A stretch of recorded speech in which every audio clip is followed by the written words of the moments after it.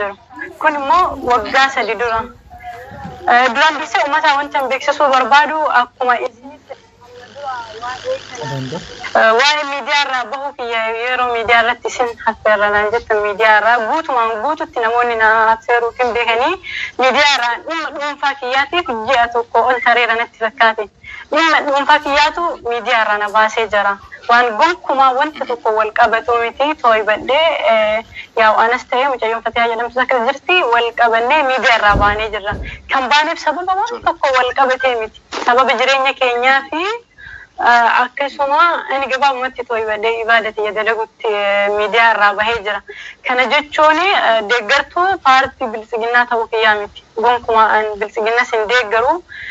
Dhimmi dhuunfaas waan wal qabatu miti. Gabaabumatti gara yaada kiyyaa deebi'a.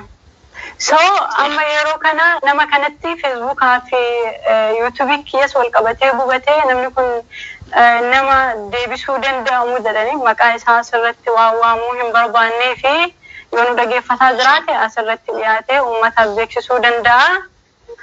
Isinitti akka dhuunfaatitti himee jira natti fakkaate. Amma waggaa 3 geenye jirra. Gaafa kana albama kiyya biratti deebi'uu fuudha jedhee baay'ee na caqacaqaa ture. Ammas nama fuudhee haadha manaa qabu abbaa ilmooti. Tole. Naaf obsaa daraa keessan.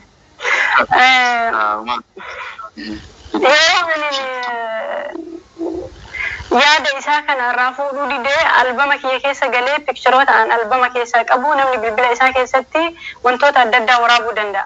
Waan adda addaa qabaachuu danda'a. Bilbila ofii keessatti namoonni beeka abbaan fedhi namayyuu bilbila isaa keessatti akka fedhe viidiyoos waraabuu danda'a. Akka fedhetti pikcharas ta'ee pikchara adda addaa qabaachuu danda'a. Bilbila isaa akka dhuunfaatitti. Innaa pikcharoota kana albama kiyya keessaa baasee na ergaa ture wantoota nachi keessaa qabu yoo ati diddee waan akkanaa godhaa yoo ati natti harumuu diddee anam wantoota kana harkaa fudhachuuf jedhee yoo ani sheedhu yeroo sana halattamatti ni kaasi godhadha maalii yoo ati akkas ta'e akkas sidhiisa malee dhiisoo dadhabee ani xumura irraa immeelituma kana guutuu dhiisee fi bilookii godhe. Immeeli YouTube illee immeelin kiyya Google waan hunda albama wal qabatu albama sa'aatii san waan paaswoordii waan hunda jijjiireef seenee fayyadamuu hin danda'u. Hunduma dhiisee fi walitti qabee biloog godhe. Namni kun laayivii kana dhageeffataa jira nama kanaan wal barannee waan jageen beeku jira sanaaf biloog godhe. Yoo an biloog godhu sa'aatii kana bilbilootaan biloog godhe dhiisee bilbila biraatiin viidiyoota akkasii muree na ergaa ture. Wantoota ani bilbila keessaa qabu irratti viidiyoota hojjetee wantoota nu haasofne irratti viidiyoota hojjetee obboleettiin isaa takka jirti nu dhageeffatti obboleettitti dawwalee himee isinis gaafachuu dandeessanii waan akkanaatitu deemaa jira nama gurbaa kanattis heerumuu miti obboleessa keenyarraa qabadhee obboleettiin akkanatti ana bilbila keessatti dhiiftee abbaa isaatitti dawwaltee sa'aatii saniif aniif gurbaan sun bilookiin adda deemnee jechuudha. Ana wantoonni kun viidiyoo yeroo sana gurbaan sun narratti hojjetaa ture waggaa 3 dura amma eessaan namoonni dhimma yaada dhuunfaa zaara maaliif nu dhimma addaa qabaatti waa'ee paartii irratti ani ganda kamiifuu kabajaa qaba. Arsiin kiyyaa, Jimma kiyyaa, Harargeen kiyyaa, Wallaggi kiyyaa, Oromoo kutaa Walloo kiyyaa, Oromoo kutaa kamiifuu akka dhuunfaa kiyyaatitti ni kabajaa ana dhimma lubbuu kiyyaa irratti namni dirqamee yookiin dhimma ana bakka bu'ee dhimma aniif uummanni kun walitti qabnu Oromummaa qofa. Yoo Oromummaa maashaallah.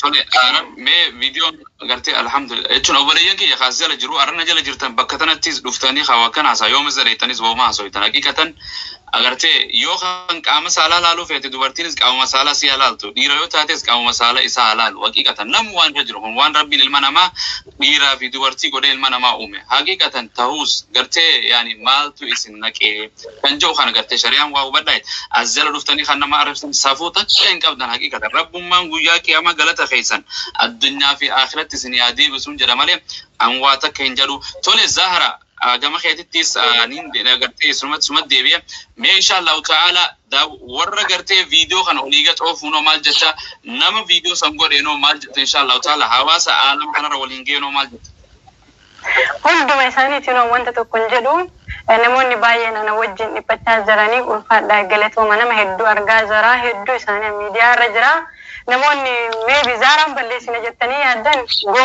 gonkumaa ani oromoo irraa garri badisi jiru hamilee kiyya wanti na cabsu tokko isaa hin jiru namoonni akkasitti fudhatanii hamilee zaaraa cabsinee balleessina akka hin dubbanne waa'ee abiyyi oromoo kutaa kamiittuu bakka uummanni jimmaa uummata sabboonaa uummata jaallatamaa kabajamaa uummata qabsaadha uummanni harargee akkasii oromoon kutaa kamiittuu deeggartoonni paartii bilisiginnaa yoo ta'e namoonni muraasni oromoo gonkumaa bakka bu'an uummata jimmaatti akka dhuunfaa kiyyaatti kabajaa qaba namoonni mata duree godhatanii irratti duulaa jiranis wanta kana ajandaa godhatanii wanti hamaa isaanin jiru oromoodha garran isaan geessu jiru namootni narraa dubbataa turanii baay'ee ijoollee wajjin dadhabaa turtan galata guddaa na biraa qabdu wanti hamaan an isaanin jiru warri balleessitanis warri naaf dubbattanis hundi keessan waluma qabee galatoomaa jedhaanii wanti gabaabsee isin beekuu qabdan namoonni irratti duultan zaaraan balleessina asarraa balleessina gonkumaa ani na balleessuu hin dandeessanii ani miidiyaa irraa jalqaba qabuuf namni na balleessee osoo hin taane fedha kiyyaanii haala dalagaa kiyyaaf jireenyaan wal qabsiisee yeroo na dhufu darbeerraa miidiyaa irraa bu'ee ture kun immoo wanta gonkumaa wanta olola diinaa yookiin yoo na deebistanii na jabeessitanii akka dubbadhu na taasiftan malee waan feetan gochi diinaa ana gara na deebisu tokkoyyuu hin qabu naafis bakka hin bu'u. Mashallah.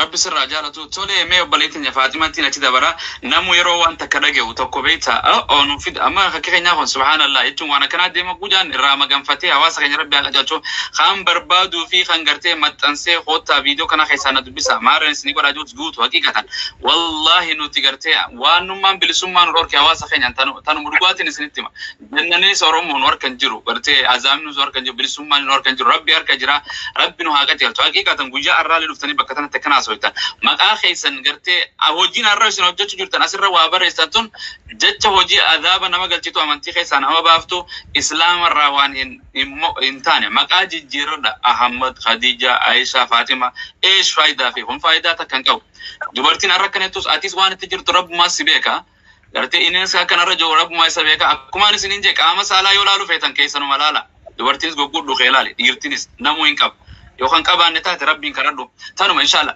تولي مي فاطمة إن شاء الله تعالى نمو وانا الدارقة قرتي يعني قرتي جولي جماتي سجاني لو جولي هرارقي وانا كنا قولي جلاني مي وان زارات ديما جرو خانا دقي سيمو اندقي وان سورة سي متن ساجران فيديو متن ساجران دقي تي مالتو سي دقي مي هواز جاكي كقرتي نانو جماتاتو أرتاتو hundumaanuu maal jettaa fi maal dhagee insha Allah taala duraan dursee dubartii biyya Arabaati jedhanii biyya Arabaa jirtan gaa'e.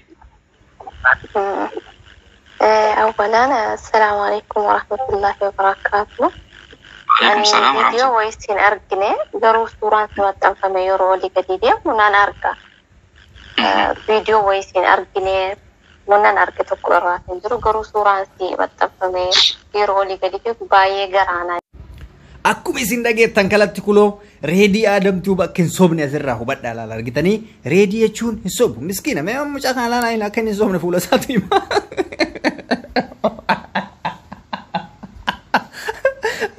Wallahi kunoo akkatti miidiyaa irratti dhuftee haati likkii warra sobuu himtee jirti jechuudha. Ani odeeffannoo qabatamaa qabu malee odeeffannoo sobaan dubbadhu maaliif mucattii tana hin gaafadhe qaamaan bilbilee meeshaan sun teeti moo tanama fidanii sitti kaa'anii jedheeni.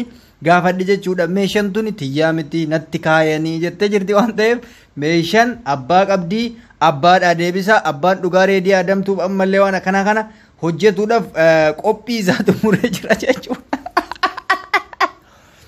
Innaa kana waan ta'eef viidiyoo wanni ani gabaabseef waan isin jette qofa akka dhageeffattanii fi viidiyoon bal'aadha garuu dirqama anillee dhugaa kiyya adda baasuuf jecha waanuma abbaan jedhe amma maaliif atan fakkeenyaaf ani reedidha namni biraa maqaan kee reedii miti yoonaan jee dirqaman maqaa biraa naa kennuun qabda reediin reedidha zaaran immootu zaaradha gulu akkuma argitan kana mucattee akkana bareeddu tana rabbii jedhamuttee biraatti laxxafanii gaariin itti haala akkanaa kuni kana waan ta'eef hundi keessanuu dhugaan jiru kana fakkaata ammaaf wal sobuu fi wal maal jechuun hin barbaachisu hundi keessanuu hubattan jedhee yaada waan hordoftaniif galatoomaa reedii aadamtuu bi namoonni chaanaal kiyya faariyaa taatan subscribe gochuudhaan maatii kootaa isiniin jedha yaada keessan koomentii kennadhaa fayyadaa